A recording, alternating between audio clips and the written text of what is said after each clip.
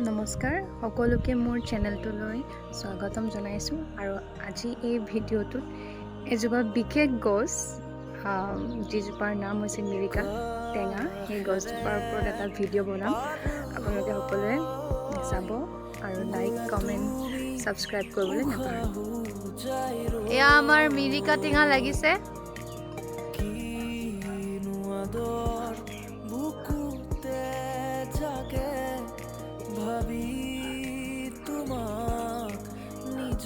অলপ অলপ পকিছে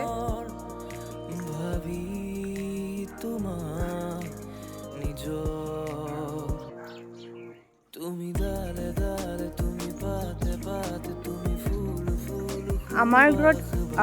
আগতে আৰু এজোপা ডাঙৰ গছ আছিলে মিৰিকা টেঙাৰ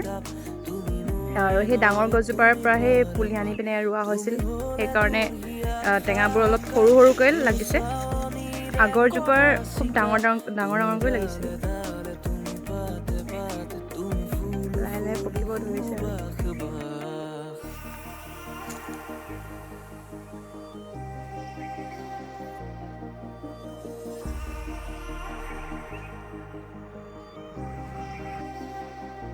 মিৰিকা টেঙাখিনি খাব পৰা হৈছেগৈ আৰু আজি চিঙিম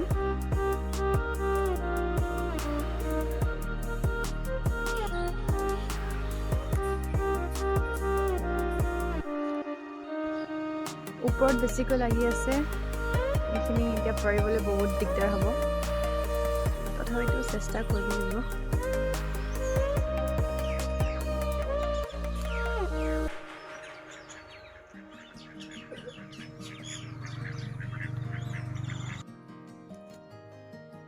এই শুকান পৃথিৱী তুমি আহিলে জীপাল হ'ব কলা দহৰু তোমালে চাই আঁতৰিব কত ৰাতি অকলে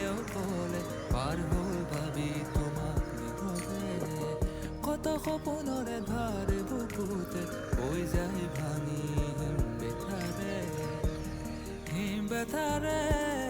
আজি বতৰটো ভাল সেইকাৰণে আজি মিৰিকা টেঙা খাবলৈ লৈছোঁ চিং ল'লোঁ আমি এতিয়া খাম আৰু এয়া মোৰ দেউতা হয় আৰু খাওঁ লগতে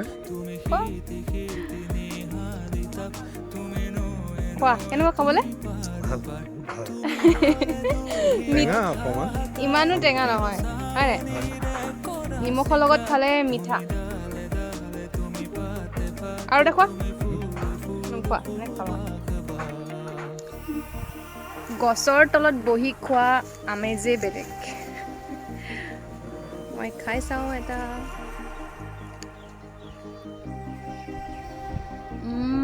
মিঠা হয় ইমানো টেঙা নহয় কিন্তু নিমখৰ লগত খালে মিঠা লাগে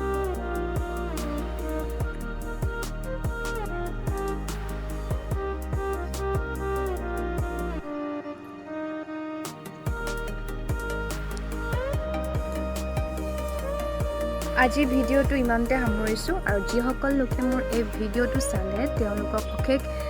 ধন্যবাদ দিছোঁ আৰু আগলৈও যাতে আপোনালোকে এনেকৈ মোৰ ভিডিঅ'বোৰ চাই থাকে আৰু লাইক কমেণ্ট ছাবস্ক্ৰাইব কৰিবলৈ নাপাহৰে ধন্যবাদ